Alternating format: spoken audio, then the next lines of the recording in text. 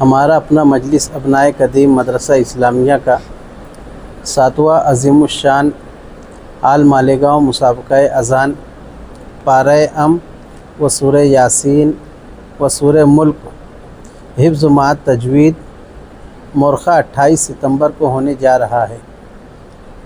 ہر سال مسابقہ اذان کا مفہوم اور مقصد یہ ہوتا ہے مالیگاؤں شہر کی مساجد سے دی جانے والی اذان صحت ادا تلفظ کی ادائیگی خوش الہانی کے ساتھ ہو، یہ مقصد لے کر کے مسابقہ اذان مجلس ابنائے قدیم منعقد کر رہی ہے۔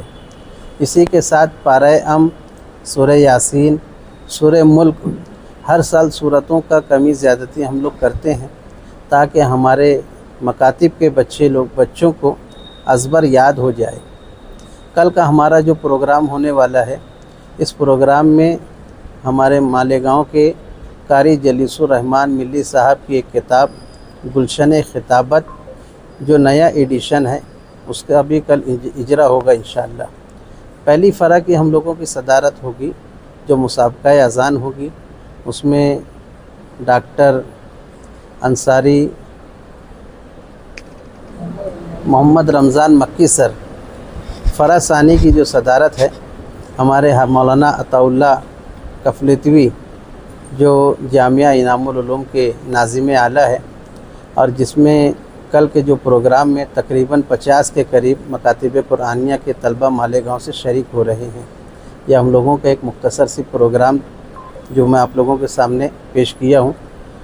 انشاءاللہ موسم کے لحاظ سے پروگرام کی پوری تیاریاں ہیں، اور ہم لوگوں کا پیغام یہی ہے کہ اس پروگرام میں جو مکاتب قرآنیہ نے شرکت کر رہے ہیں، ان مکاتب قرآنیہ کے نظماء صدور سے ادباً درخواست ہے کہ وقت مقررہ پر مسابقہ میں بچوں کو شریک کریں۔ معزز ناظرین کرام، گزشتہ 2-3 ہفتوں سے اخبارات میں مراسلات کے ذریعے اور چوک چوراہوں پر بینروں کے ذریعے آپ لوگوں تک یہ بات پہنچی کہ کل مورخہ 28 ستمبر بروز اتوار صبح 7:30 بجے سے اسی ہال میں ایک عظیم الشان مسابقے کا انعقاد ہوگا۔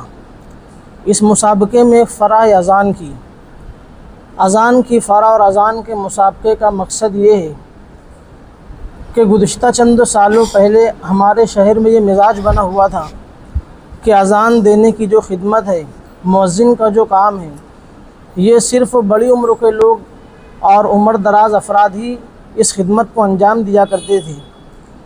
چونکہ تجوید وغیرہ کی کمی تھی، جس کی وجہ سے وہ اذانیں بس ایک رسمی چیز رہا کرتی تھی، لیکن مجلس ابنائے قدیم کے زیر اہتمام اصلاح اذان اور مسابقہ اذان کی برکت سے یہ تصور تبدیل ہوا، اور اب مسجدوں میں مؤذن کی خدمت پر جن لوگوں کو متعین کیا جاتا ہے، الحمدللہ وہ نوجوان ہوتے ہیں جو حافظ بھی ہوتے ہیں اور عالم بھی ہوتے ہیں، جس کی وجہ سے شہر میں ہونے والی اذانیں پہلے سے بہت بہتر طریقے پر ہوتی ہے۔ اور چونکہ ہمارا اپنا شہر مسجد و میناروں کا شہر ہے، اور ہمارے شہر میں روزانہ 5 مرتبہ فضا میں اذان کی آوازیں گونجتی ہے، تو الحمدللہ مجلس ابنائے قدیم اپنے مقصد میں ایک حد تک کامیاب ہے۔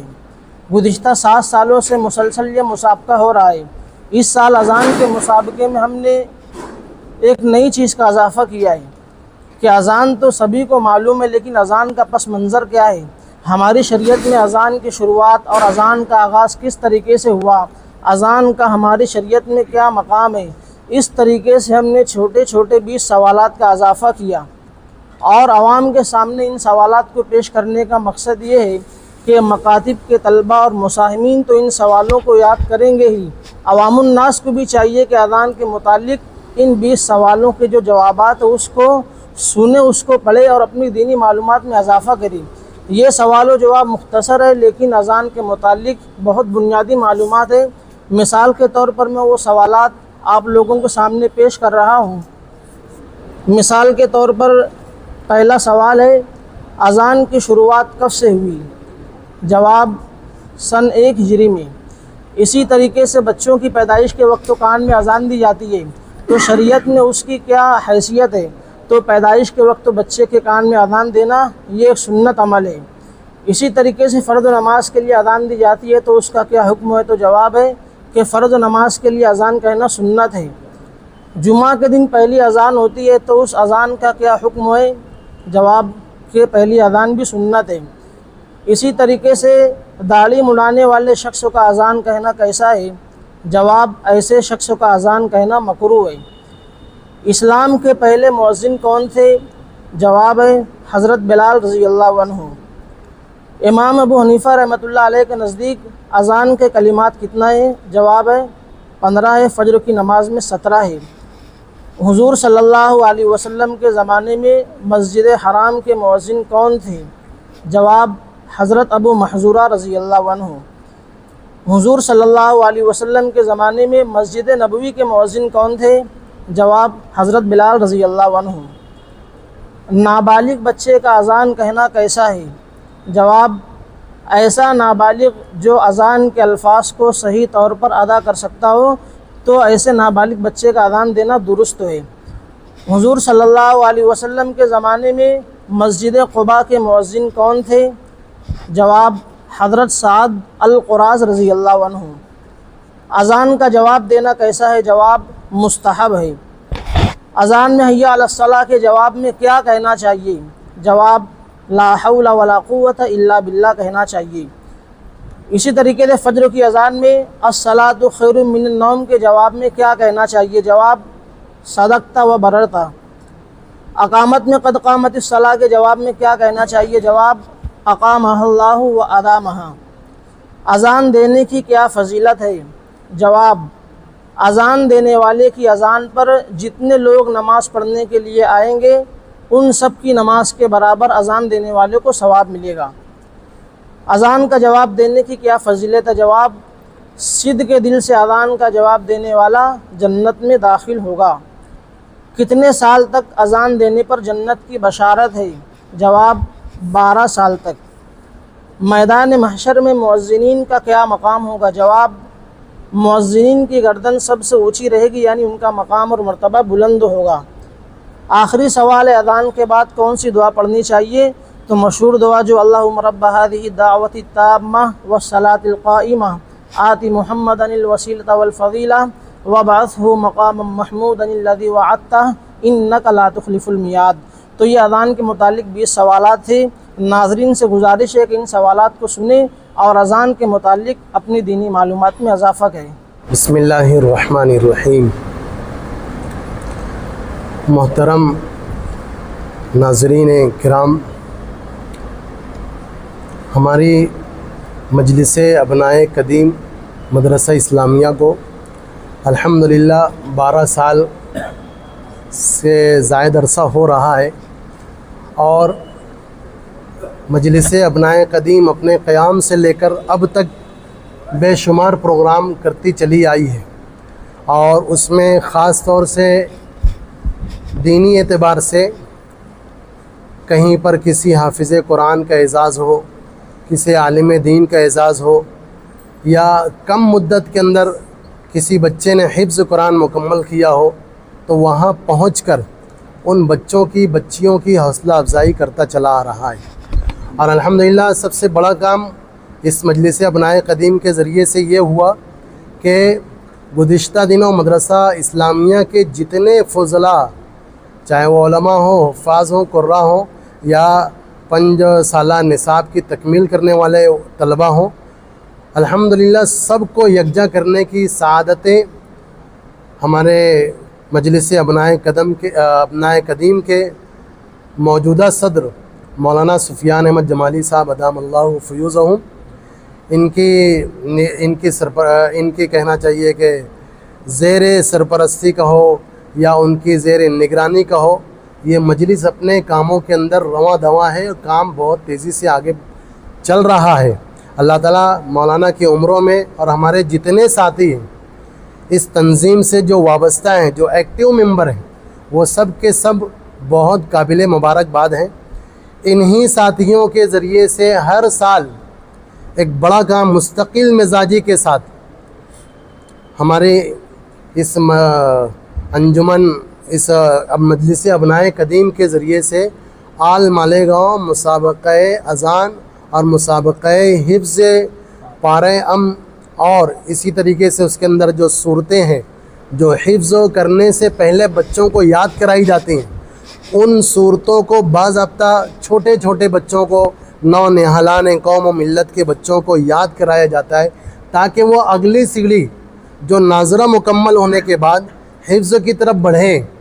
تو ایسے تمام پورے شہر کے صباحی اور شبینہ مکاتب کے طلباء کو یہاں پر باضابطہ شرائط ارسال کیے جاتے ہیں، اور ارسال کرنے کے بعد ان کے ذریعے سے فارم پر ہو کر جب یہاں پر آتے ہیں، الحمدللہ یہ بات کہنے میں مجھے فخر ہے کہ مجلس ابنائے قدیم کا یہ جو مسابقہ ہے، 7واں مسابقہ، اس کے اندر تقریباً 50 طلباء نے حصہ لیا ہے۔ یہ ہماری کہنا چاہیے کہ بین دلیل ہے اس مسابقے کی کامیابی کا۔ اور اس مسابقے کے اندر جیسا کہ ہمارے دوست حافظ بلال صاحب نے بتایا کہ اذان کا جو ایک فرع ہے، وہ مقصد ہمارا بہت عظیم مقصد ہے، اور ہم اس مقصد کے اندر کافی حد تک کے کامیاب ہیں کہ شہر کو ہم نے ایک پیغام دیا، شہر کو ہم نے ایک دشا دی کہ لوگ اپنی مساجد کے اندر بہترین مؤذن رکھیں۔ حفاظ مؤذنین آج شہر کے اندر رکھے جا رہے ہیں، یہ ہماری مجلس کا بڑا کام ہے۔ اور حفاظ طلباء جب مسجد کے مؤذن بن رہے ہیں تو مسجدوں سے جو اذانیں گونج رہی ہیں، وہ اذانیں فضاؤں کو معطر کر رہی ہیں۔ لوگوں کو جب ادھر باہر کے لوگ شہر میں پہنچتے ہیں، جب وہ سنتے ہیں بہترین اذان کو تو دل مسرور ہو جاتا ہے۔ اور یہ اذانوں کے اثر اذان کے اثر، اچھی اذان کے اثر غیروں کے دلوں پر بھی اثر انداز ہوتے ہیں، اور ان کو دعوت دے رہے ہیں کہ آپ کلمے کی طرف، آپ ہدایت کی طرف آ جائیں۔ ان کو یہ اذانیں دعوت دے رہے ہیں۔ ماشاءاللہ اس نیک مقصد کو لے کر ہم بڑھے، اور شہر کے مؤذنین کو بھی ہم یہاں پر طلب کر رہے ہیں کہ وہ خود اپنی ضرورت کو سمجھ کر اس پروگرام کے اندر تشریف لائیں اور اس پروگرام کی اہمیت کو جانیں، اور پروگرام کے اندر جو بچے، چھوٹے چھوٹے بچے یہاں پر آ کر اذان دیں گے، ان کی اذانوں کو سنیں اور اپنی اذان کو درست کرنے کی فکر کریں، تلفظ کی ادائیگی کے ساتھ، صحت کی ادائیگی کے ساتھ، تجوید کے ساتھ، جس طرح اس کے دینے کا حق ہے وہ ایسا حق ادا کرنے کی کوشش کریں۔ اب دوسرا اس کا جو حصہ ہے وہ پارہ ام حفظ ہے، اور پارہ ام حفظ کے اندر بچوں سے سوالات یہاں پر ہوں گے۔ بچے بر وقت پورے مجمع کے سامنے، یہاں پر ان کے ججز کے سامنے اور پورے مجمع کے سامنے، سامعین کے سامنے، مہمان علماء کے سامنے اپنے سوالات کو باضابطہ طور سے جواب دیں گے۔ ہم یہ چاہتے ہیں کہ اس سے بھی ہمارا ایک پیغام جا رہا ہے کہ یہ چھوٹے چھوٹے بچے جو پہلی مرتبہ اسٹیج کی زینت بنیں گے، اسٹیج پر آئیں گے، تو ان کے اندر جو خوابیدہ صلاحیتیں، چھپی ہوئی صلاحیتیں ان کے اندر جو ہے وہ ظاہر ہو، اور ان کے اندر اور مزید آگے بڑھنے کا جذبہ پیدا ہو، اور قرآن کریم کی تعلیمات کو وہ کما حق کہو صحیح طریقے سے آگے بھی حاصل کرتے رہیں۔ حفظ کا مرحلہ ہے، اور فضیلت کا معاملہ ہے، عالمیت کا معاملہ ہے، تو وہ لوگ اس معاملے کو لے کر آگے بڑھتے رہیں۔ ہماری یہی چاہت ہے۔ بس اتنا میں کہہ کر درخواست کروں گا کہ کل بروز اتوار صبح 7:30 بجے سے یہ پروگرام کا آغاز ہوگا۔ پہلی نشست اور دوسری نشست، 2 نشستیں اس کے اندر۔ اس کے بعد یہاں پر شہر کے بڑے بڑے اکابر علماء یہاں پر تشریف لانے والے ہیں، اور یہ جو پروگرام ہے ڈاکٹر زینی بشیر ہال میں، جو مالیگاؤں ہائی اسکول کے وسیع اور عریض گراؤنڈ کے ایک حصے میں موجود ہے۔ ہم شہریان مالیگاؤں سے اور علماء، حفاظ، ائمہ مساجد سے درخواست کرتے ہیں کہ وہ ہماری حقیر سی دعوت پر لبیک کہتے ہوئے یہاں پر تشریف لائیں۔